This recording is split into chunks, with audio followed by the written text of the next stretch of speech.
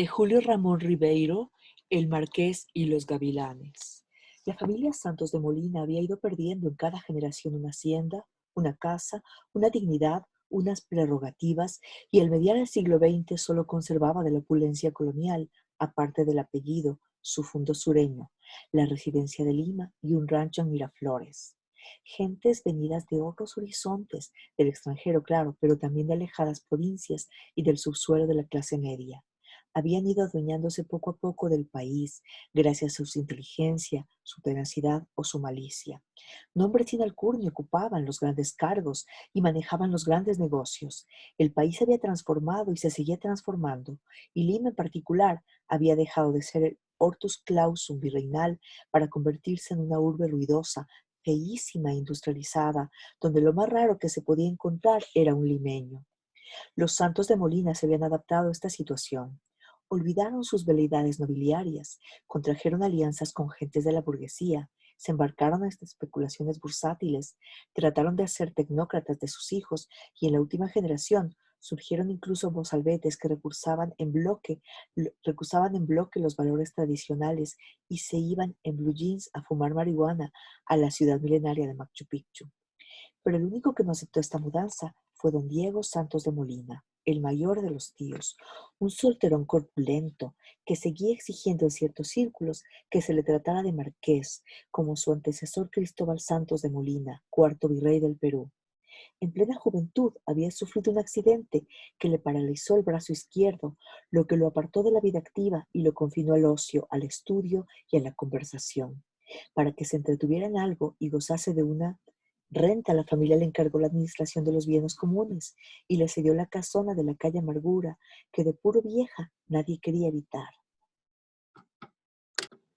Fue allí que, rodeado de daguerrotipos y pergaminos, Diego Santos de Molina fundó una comarca intemporal, ocupado en investigaciones genealógicas y en la lectura de las memorias del duque de Saint-Simón, que terminó por conocer de memoria. Su contacto con la ciudad se había vuelto extremadamente selectivo. Misa los domingos en San Francisco, té todas las tardes en el bar del Hotel Bolívar, algunos conciertos en el Teatro Municipal y tertulias con 3 o 4 amigos que, como él, seguían viviendo la hipótesis de un país ligado aún a la corona española, en el que tenían curso títulos, blasones, jerarquías y protocolos, país que, como estaban todos de acuerdo, había sido minado definitivamente por la emancipación. Estas tertulias eran siempre las mismas y su enjundia venía de su repetición.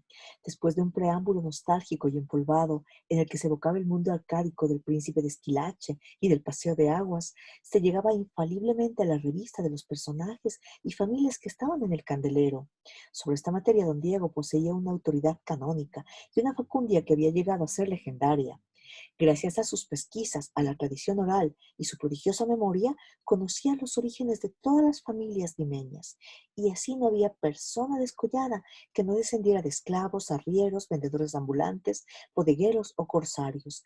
Alguna tara racial, social o moral convertía a todos los habitantes del país, aparte de los de su círculo, en personas infrecuentables.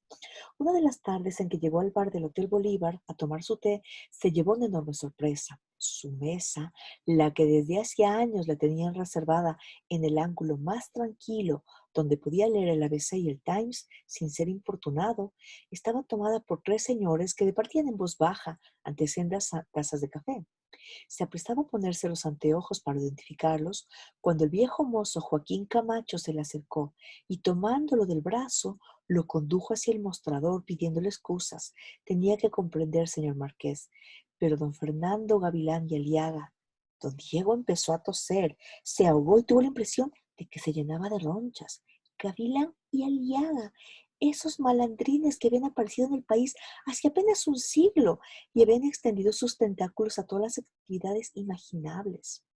Había un Gavilán y Aliaga banquero, otro general, otro rector de universidad, otro director de periódico, otro campeón de golf, y el que estaba sentado ahora en su mesa, según creía recordar, había sido alguna vez embajador y en la actualidad presidente de una de esas agrupaciones guachafas inventadas recientemente, algo así como la Sociedad Nacional de Tiro. Refunfuñando, pidió sus periódicos favoritos y se instaló en otra mesa, frente a los ventanales que daban a la céntrica calle de la Colmena. Pero no pudo leerlos, no solo porque de la calzada le llegaba el insoportable vaivén del populacho, sino porque el nombre Gavilán y Aliaga se le había atravesado en el espíritu y le bloqueaba todo raciocinio. Sin terminar su té, se retiró. Al día siguiente volvió a encontrar ocupada su mesa, y lo que es peor, por la misma persona. Don Fernando reía a grandes voces, acompañado esta vez por una señora con sombrero. Ni siquiera esperó al mozo, que se precipitaba hacia él consternado, y dándole la espalda abandonó el lugar, jurándose que no regresaría en toda su vida. Ese bar, además, que llevaba el nombre de un sambo venezolano que había expulsado a balazos a sus antepasados de América. Este mismo incidente fue motivo de innumerables tertulias en el Salón de la Calle Amargura. Todos lo consideraban como un acto flagrante de usurpación y una prueba más de la vocación imperialista de la nueva clase. Durante días pusieron su ciencia y su ironía en común para burlarse de los Gavilán y Aliaga, sacando sus trapitos al aire, en los que metían sus delicadas narices para morirse de risa. La cólera de don Diego fue así apaciguándose. Sus amigos le traían a casa sus periódicos preferidos y le recomendaron tomar su té en el patio, un lugar sin muchas pretensiones, pero que tenía apartados discretos y era frecuentado por la colonia española. Era además la época de la cosecha, y don Diego tuvo que viajar varias veces a la hacienda para controlar la venta del arroz y recabar los dividendos de la familia. Un nuevo hecho, sin embargo, lo remeció y volvió a ponerlo en la onda de los Gavilán y Aliaga. Don Diego leía de los diarios limeños solo la página social, en donde cosechaba una información preciosa para sus chismes y ficheros. Por curiosidad hojeó un día en la página editorial del periódico Los Gavilán y Aliaga y encontró un artículo que le puso los escasos pelos de punta. Bajo el título anodino de reformas necesarias, se censuraba el régimen de latifundio, se abogaba por mayor justicia social en el campo y se terminaba sugiriendo, muy sutilmente, la necesidad de una reforma agraria. Solo faltaba eso, que los Gavilán y Aliaga se volvieran ahora socialistas. Claro, ellos tenían todo menos propiedades agrícolas. Estas eran tradicionalmente símbolo de nobleza y estaban ligadas al nacimiento de la aristocracia. ¿Qué podían invocar los Gavilán y Aliaga en este dominio? Nada. Sus blasones eran sus negocios, y sería ridículo que buscaran en ellos el sustento de un título, el conde Import and Export, por ejemplo. ¡Qué buen chiste! Decididamente lo que querían estos arribistas era privar de todo asiento a los vástagos de las reparticiones coloniales. Sus amigos convinieron que se trataba de un hecho grave y resolvieron seguir el desenvolvimiento del asunto. En las semanas siguientes aparecieron otros artículos en el mismo diario, en los que cada vez se iban haciendo proposiciones más concretas respecto al agro. Y pronto fue en Gavilán y Aliaga el diputado don Patricio quien pronunció en el Parlamento un discurso explosivo en el que recomendaba la expropiación de las haciendas que no eran trabajadas por sus propietarios. Don Diego se sintió esta vez directamente aludido y consideró el discurso como casus belli. Su mesa en el Bolívar podía pasar, pero su hacienda reunió en su casa un verdadero consejo de guerra, en el que invitó incluso a personas cuyo abolengo no le parecía muy probado y examinaron la situación. Algunos consideraron el discurso con escepticismo y hablaron de una simple maniobra política de los Gavilán y Aliaga con miras a las próximas elecciones. Otros lo tomaron en serio, pero opinaban que embarcarse a una lucha era suicida. Ellos eran una minoría y frente a los Gavilán y Aliaga, sus aliados y secuaces tenían todas las de perder. Solución: vender las tierras antes de la expropiación y reconvertirse a otras actividades. Don Diego consideró esta actitud como una dimisión y juró que por nada del mundo permitiría que por culpa de unos parvenos tuviera que renunciar a una propiedad que les pertenecía hacía 4 siglos. Solo sus más fieles amigos lo secundaron y acordaron a batallar por su cuenta y de acuerdo con sus posibilidades. Pronto comprobó don Diego que sus posibilidades eran mínimas. Él no disponía de un partido, ni de periódicos, ni de medios de presión. Los Gavilán y Aliaga, es cierto, tenían enemigos feroces dentro de su propia clase, pero se trataba también de gente sin distinción ni linaje, con la cual concertar un pacto hubiera sido vergonzoso. La única arma de que disponían era su lengua, una lengua que, como decían las malas voces, llegaba hasta la Edad Media. Pero esta lengua culebrina Hurgó en vano en los antecedentes de los Gavilán y Aliaga, buscando la mancilla, el hecho definitivo que arruinara para siempre su crédito y los cubriera de ridículo. Por más que indagó, solo llegó hasta el año 1854, cuando un abogado, Belisario Gavilán, abrió un bufete en Lima y se casó con una señora Aliaga y fundó una prolífica familia. Desde entonces siempre habían ocupado cargos destacados en el campo de los negocios y de la inteligencia. Los pocos hechos que ya conocía o que descubrió, como la quiebra dudosa de una de sus compañías, el matrimonio de uno de sus abuelos con una señora de moral equívoca, o la deportación de uno de sus antepasados por razones políticas, no le dieron materia para un verdadero ataque, y sirvieron apenas para alimentar las veladas chismográficas de la calle Amargura. Entre tanto, los proyectos reformistas del diputado don Patricio Gavilán y Aliaga se habían hundido en las aguas cenagosas del Parlamento. Descartado el peligro de la expropiación, los ánimos vindicativos de don Diego decayeron, si bien no dejaba de aplicar un puntillazo cada vez que en la conversación surgía el nombre de Gavilán y Aliaga. Algunos de sus parientes habían muerto, lo que gracias a herencias ilegales acrecentó su renta. Hizo un par de viajes a Europa para visitar museos, besarle la mano a alguna duquesa y comprarse calcetines ingleses. A cada uno de sus regresos encontró Lima más fea, sucia y plebeya.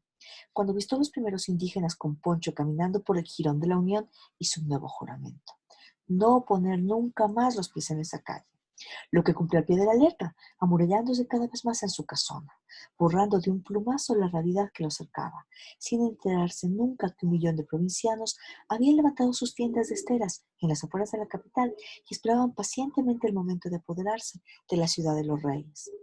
Solo se filtraban hasta su mundo los signos de lo mundano: bodas, bautismos, matrimonios, entierros, distinciones, bailes y nombramientos. Se enteró así que un Gavilán y Aliaga había sido designado alcalde de Lima, y esto le produjo la más grande zozobra. De esta gente era posible esperar todo, tal vez la demolición de las iglesias y conventos virreinales que aún quedaban.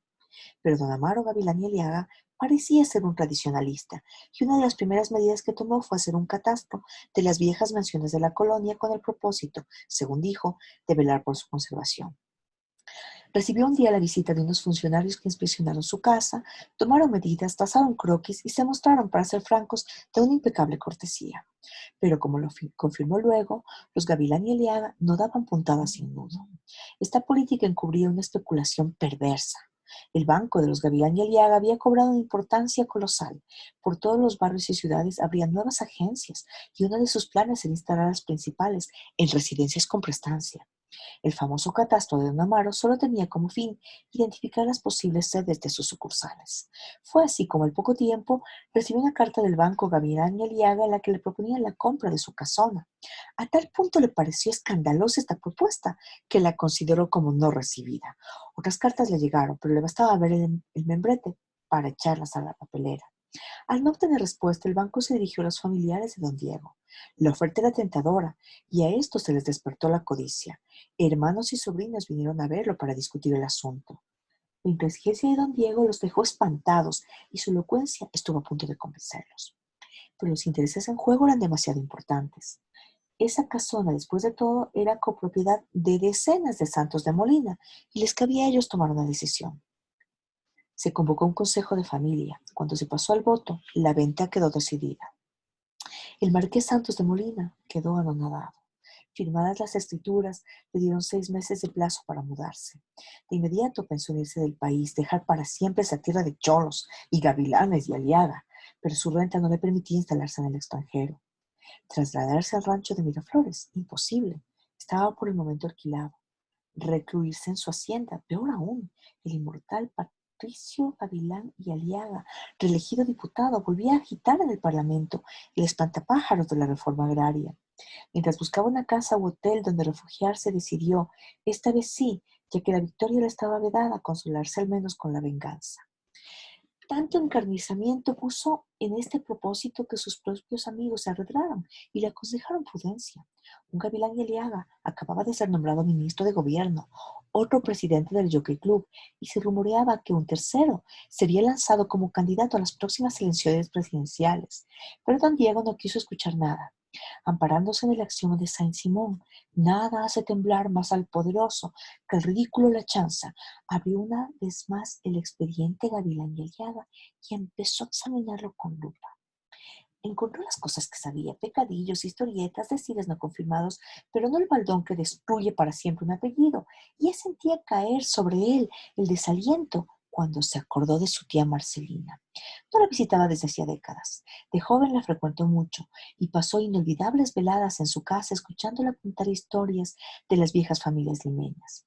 Como ya era centenaria, estaba ciega y medio sorda. Se habían desembarazado de ella, recluyéndola en un asilo de ancianos. Durante horas don Diego le interrogó. La pobre vieja hacía siglos que no exploraba ciertas galerías de su memoria, a las que don Diego la forzó a descender gateando. Y al fin sus esfuerzos fueron recompensados. Claro, don Belisario Gavilán algo le había oído decir a su madre. El abogado se casó con una aliada. Fue durante el gobierno del mariscal Castilla. Había llegado de México, de Monterrey, así se llamaba la ciudad. De eso no le quedaba la menor duda. Don Diego no tuvo necesidad de más. Este simple dato le abrió la perspectiva infinita. Sus amigos se inquietaron cuando les comunicó su hallazgo y tejió en torno a él hipótesis delirantes, pero se inquietaron más cuando a la noche, de noche a la mañana, se enteraron que había partido rumbo a México. En la capital mexicana ubicó a decenas de gavilán, que eran desde artesanos hasta importantes hombres de negocios, pero cuyos orígenes se perdían en plena revolución. Continuó entonces viaje hacia Monterrey y empezó allí a expurgar los archivos parroquiales, notariales y municipales. Al cabo de 2 meses, en una memorable tarde que consideró como la más jubilosa de su vida, encontró lo que buscaba, la licencia otorgada por el Ayuntamiento de Monterrey a don Carlos Gavilán, casado, padre de Belisario y Elena, para que abriera una carnicería dedicada en especial a beneficiar las reses que procedían de las corridas de toros. Un carnicero y peor aún, un matarife. De allí venían los Gavilán y Eliaga, gente que descuartizaba toros y traficaba con sus vísceras, hombres de mandil, hacha y cuchillo, que su hijo Belisario hubiera estudiado leyes y emigrado al Perú, le tenía sin cuidado. Todo el clan había nacido entre los 4 muros de una tienda sórdida, llena de sangre. Cuando regresó a Lima, ya su casona de la calle Amargura había pasado a manos del Banco Camilán y Eliaga, que, renunciando a montar una agencia, le había convertido en un restaurante de lujo que llevaba como enseña la Perricholí. Don Diego encajó este golpe con entereza. Era natural que los Gavilán y Eliaga, siguiendo un llamado ancestral, se dedicaran a traficar con tripas y alimentos. En su portafolio traía las pruebas de su vindicta, y en el cuarto que alquiló en el Hotel Mauri, preparó minuciosamente su golpe de mano. Una carta pública. En ella trazaría una semblanza de los Gavilán y Aliaga, empezando por sus descarríos recientes hasta remontarse a la gran revelación, el carnicero. Sus amigos lo escucharon con alarma. Los Gavilán y Aliaga habían accedido a nuevos cargos y la candidatura presidencial de don Escipión era ya un hecho. Otros problemas más urgentes habían surgido, forzando a las viejas y nuevas clases a cerrar filas. Huelgas, invasiones de tierras, grupos políticos radicales que amenazaban con no dejar piedra sobre piedra. Los Gavilán y Aliaga, después de todo, representaban el partido del orden y ofrecían con sus reformas una alternativa al desastre. Pero don Diego era inaccesible a estas argumentaciones. No habría cuartel contra estos miserables que habían hecho un mesón de su palacio. La carta que redactó en el Hotel Maurí era una obra maestra de sarcasmo y su solo título una promesa de goza. Del Camal al sillón presidencial. Le envió con seudónimo al diario de los del Monte, que terratenientes empedernidos y adversarios de los Gavilán y Eliaga la acogieron como un regalo del cielo. La carta produjo el efecto de una pestosa bombilla. Durante días no se habló en los salones de la sociedad limeña más que del carnicero Gavilán, que en Monterrey descuartizaba cornopetas con sus manos. De los toros se pasó a sus adornos y por analogía, los Gavilán y Aliaga se convirtieron en unos cornudos. Su propio apellido cobró un nuevo aspecto y se prestó a procaces juegos de palabras. Don Diego gozó hasta el exceso de las repercusiones de su noticia y, lo que nunca hacía, frecuentó las casas de los pocos viejos limeños que quedaban para recoger su chisme amplificado. Un Gavilán y Aliaga monosabio, otro enterrador, otro verdugo. Los Gavilán y Aliaga abrieron un proceso por difamación contra los del Monte, sin muchas esperanzas de contrarrestar el efecto pernicioso de esta injuria, pero secretamente emprendieron investigaciones para identificar al autor de la carta. Don Diego había tomado la precaución de elegir un nombre y una dirección que no correspondían a nada. Los propios del Monte ignoraban quién había enviado la carta. La única vía para llegar a su autor era el análisis del texto. La carta de don Diego estaba redactada con letras de imprenta y en un estilo administrativo que no daba pie para ninguna integración. pero su presuntuosidad lo perdió. Al final de la misma, no pudo resistir a la tentación de citar una frase del duque de Saint-Simon: «Si quieres entrar en mi casa, deja al animal en la puerta». Y añadía de su propia cosecha: «Los gavilán y el liaga parecen ignorar esta lección, y así traen al animal no solo dentro de sí, sino sobre su propio nombre». Cita fatal. Los lectores de Saint-Simon eran muy pocos en Lima. Sus memorias hacía años que no se reeditaban, y se sabía más o menos quiénes las tenían en casa. Otras pesquisas paralelas permitieron a los Gavilán y Aliaga localizar sin equívoco al responsable de esta afrenta. Una mañana lo llamaron de la recepción a su cuarto del Hotel Maurí y le dijeron que un señor que no había querido dar su nombre lo esperaba en el bar. Don Diego pensó en alguien que había conocido en Madrid o en México y que quería darle una sorpresa, y afeitándose a la carrera, descendió. La sorpresa la tuvo. Don Fernando Gavilán y Aliaga, ex embajador y presidente de la Sociedad Nacional de Tiro, estaba frente a él, con su capa negra forrada en seda roja, a una hora en que el bar bullía de clientes. Tal fue su asombro que estuvo a punto de desplomarse, y probablemente se desplomó. No recordaba sino las palabras que esa ruda boca, bajo el tupido bigote, lanzó en alta voz para ser escuchado por los presentes. «Fíjate, Diego». Y lo trataba de tú, además. ¿No habían estado juntos en el colegio durante unos años? Ya sabemos que eres el autor de esa carta infame. No voy a entrar en detalles, pero si quisiera podría demostrar que ese virrey boludo del que desciendes tuvo un abuelo que fue ahorcado en Sevilla por contrabandista. Esta guerrilla genealógica no me interesa. Solo quiero pedirte una cosa, pues ni siquiera puedo desafiarte a un duelo a causa de tu brazo: que desdigas lo dicho en una nueva carta a publicarse en todos los periódicos, y con tu firma esta vez. De otro modo, la próxima vez que te encuentre, no voy a perder el tiempo insultándote, sino que te haré apalear por uno de mis choferes». Don Diego sufrió un colapso, perdió momentáneamente el uso de la palabra y tuvo que guardar cama. Su memoria sufrió una veladura. El mundo comenzaba para él desde que ese señor lo interpeló en el bar del Hotel Maurí. ¿Quién era ese personaje bigotudo? ¿Por qué estaba envuelto en una capa negra? ¿Cómo se atrevía a amenazar al más rancio marqués del continente? A los pocos días se recuperó por completo y pudo ponerse de pie. Parientes muy cercanos y amigos adictos lo rodeaban, recordándole que su ardid había sido descubierto y que solo cabía proceder al desmentido. Hasta se habían dado el trabajo de redactarlo en los términos más decorosos. No lo comprometía nada, pero aplacaría la ira de sus adversarios. Don Diego tuvo en la mano el texto y el lapicero, pero dijo no. Eso lo condenaba. Estaba seguro de no librarse nunca del acoso de los Gavilán y Aliaga. Pero un Santos de Molina no podía ceder a las amenazas de los Matarifes. Los que estaban con él podían quedarse, los otros que se fueran en el acto. Habían entendido. Todos se fueron. Esta deserción lo afectó mucho y pasó solitario días en su hotel, meditando sobre la fragilidad de los sentimientos humanos y planeando una obra magistral sobre la familia Gavilán y Aliaga, en la que relataría con pelos y señales toda su abominable historia. Había proyectado 5 volúmenes que empezarían con el carnicero y terminarían con el embajador, y paralelamente, obedeciendo a las leyes de la simetría y para la edificación de las generaciones futuras, redactaría la historia de su propia familia, anales minuciosas de la grandeza y hazañas de los Santos de Molina, que culminaría con su propia efigie. Estas reflexiones le devolvieron la vitalidad, y cuando se sintió en forma, a pesar de haber recibido 2 misivas de la Sociedad Nacional de Tiro que no abrió, se resolvió salir a la calle para escuchar su misa dominical en San Francisco. En las torres del templo, unos gallinazos promisos parecían secretear. Desde las bancas, algunos conocidos le sonrieron evasivamente. Aparte de ello, no notó nada de anormal. No había, pues, ningún peligro. Reanudó entonces sus test en el patio y se abonó a archivos y bibliotecas, donde comenzó a reunir la documentación para una obra cuya estructura se le hacía cada vez más imperiosa. Una noche, después de un concierto en el Municipal, se animó a hacer un paseo hasta el río Rímac, donde el alcalde don Amaro Gavilán y Aliaga había inaugurado hacía poco un puente. Confirmó, como era natural, que el puente era horrible y que para construirlo habían tenido que mutilar parte del convento de Santa Rosa. Cuando regresaba fue abordado por un mozo en blue jeans, camisa floreada y pucho en el labio.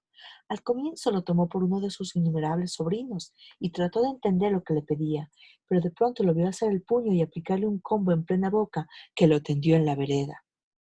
Transeúntes que pasaron luego lo condujeron a la asistencia pública, donde comprobó que le habían roto 2 dientes y robado un prendedor de corbata con el blasón de la familia.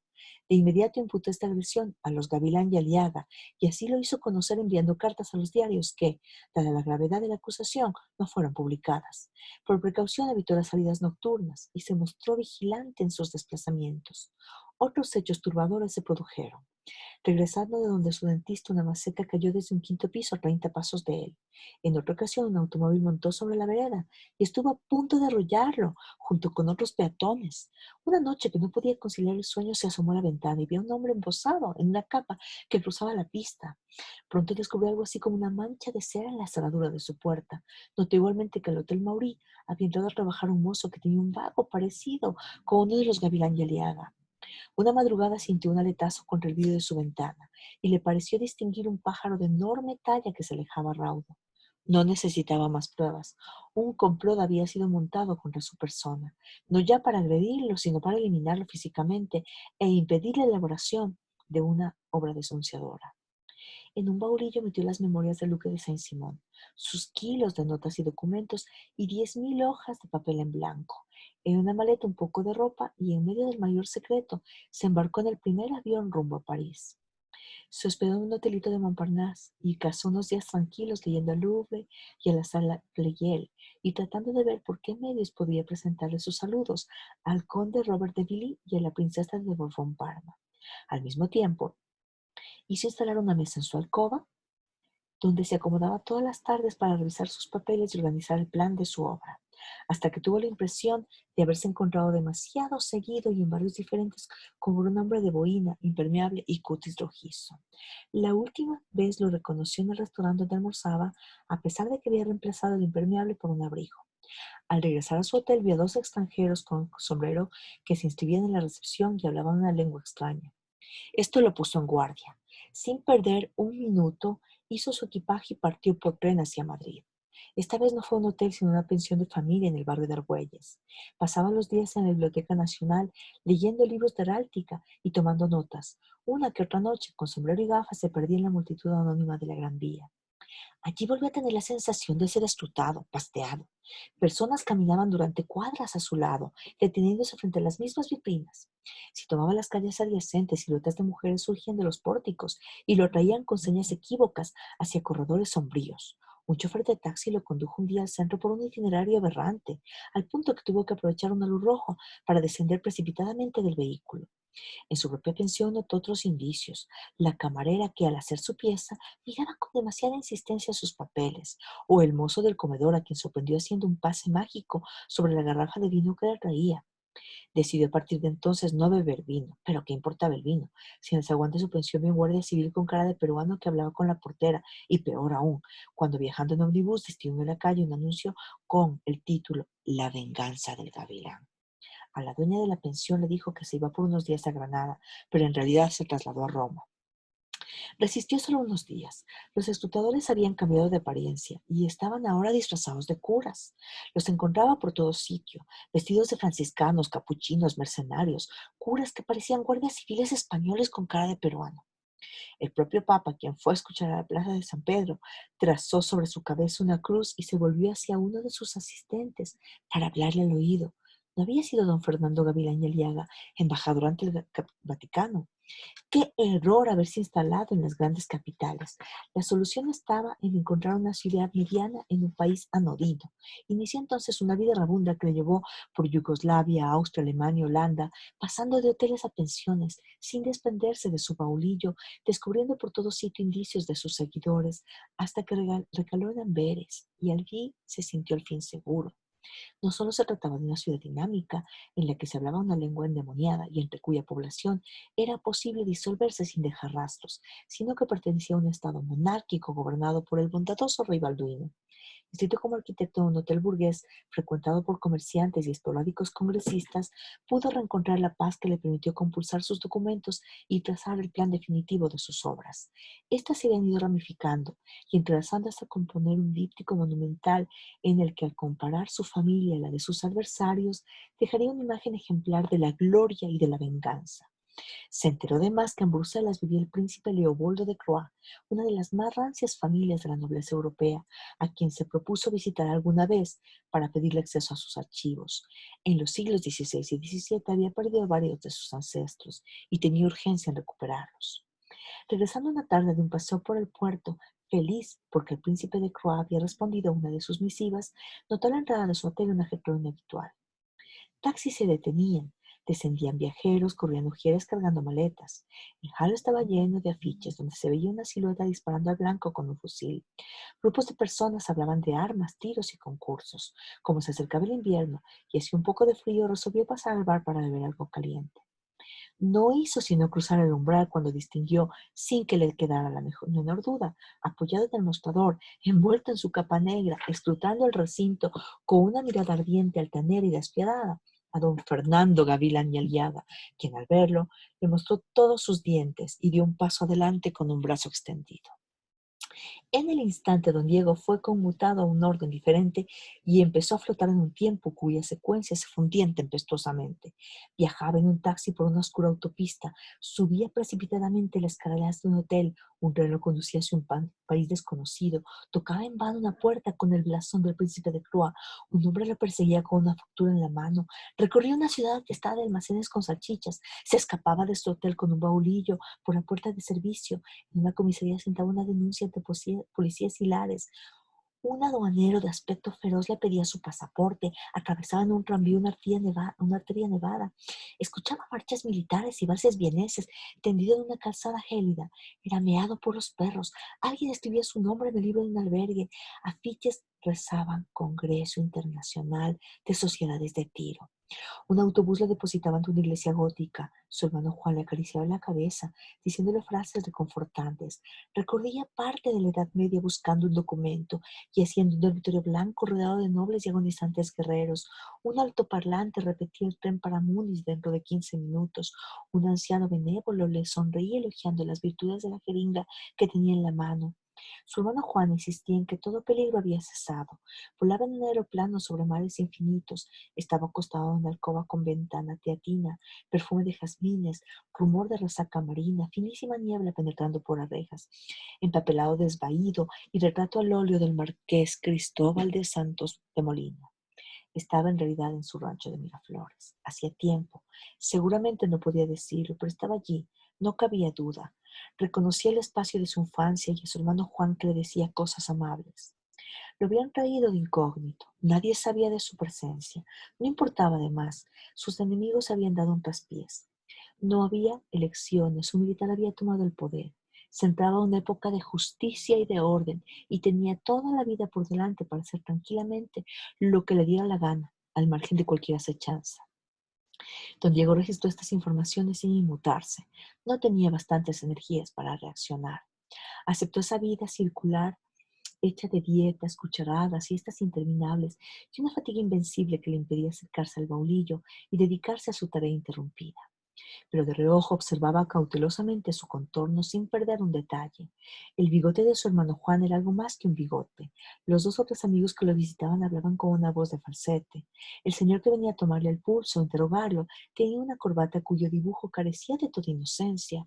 La sirvienta andaba siempre en puntas de pie y era necesario mostrarse atento al piar cada vez más estridente de las aves matinales. Cuando estuvo mejor, sus amigos y su hermano fueron espaciando sus visitas y terminaron por suspenderlas.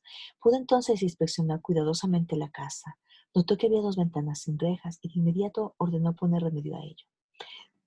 Luego despidió a la cocinera porque tenía un ojo más grande que el otro y con el grande lo enfocaba como un faro marino cada vez que pasaba por la cocina. Hizo lo mismo con el jardinero, a quien sorprendió cerca de la ventana de su alcoba con unas enormes tijeras en la mano. Estas precauciones eran necesarias y lo confirmó cuando al asomar un día al jardín exterior vio pasar tras la verja un militar con perfil del falcónido. Qué ingenuos eran todos. Ahora se daba cuenta de la jugarreta. Los Gavilán y Aliaga no habían quedado excluidos del poder, sino que habían revestido la chaqueta del general para continuar ejerciéndolo y poder llevar a cabo solapadamente su venganza.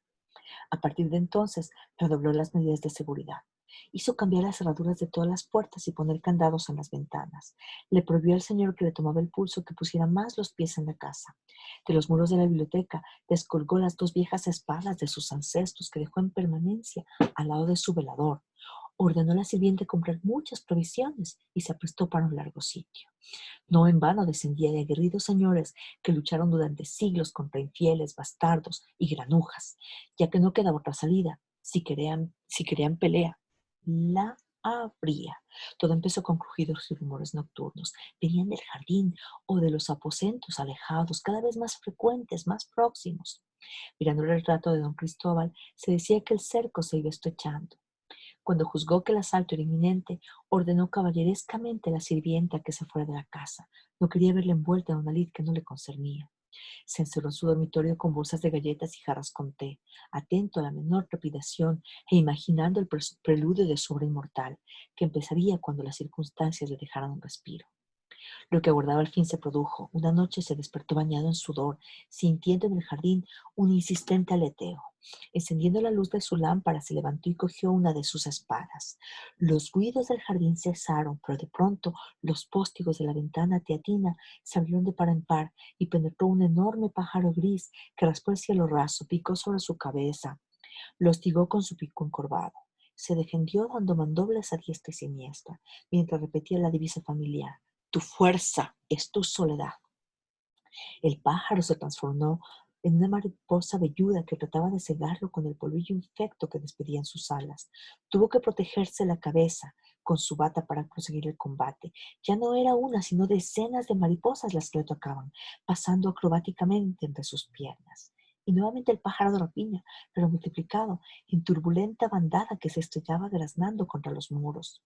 Sin dejar de blandir su espada, saltó sobre la cama, empujó butacas y consolas, patinó sobre los petates, inventó golpes y esquives, hasta que cuando perdí el aliento, se dio cuenta de que los agresores habían huido y que se encontraba solo en el silencioso amanecer sobre el piso cubierto de plumas. Un pequeño insecto zumbaba en el aire tranquilo y tomando altura desapareció por la ventana teatina.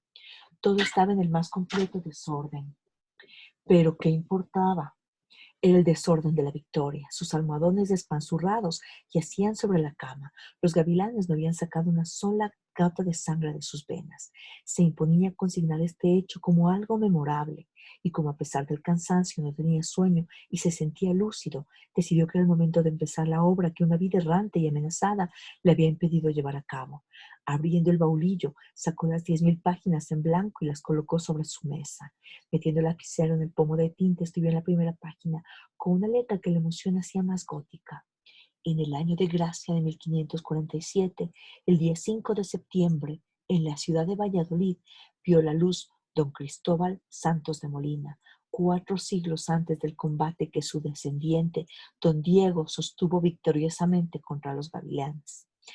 Releyó la frase, sintiendo que le corría un escozor en los ojos, y pasó a la segunda página. En el año de gracia de 1547, el día 5 de septiembre, en la ciudad de Valladolid, vio la luz don. Secó la página cuidadosamente y pasó a la tercera.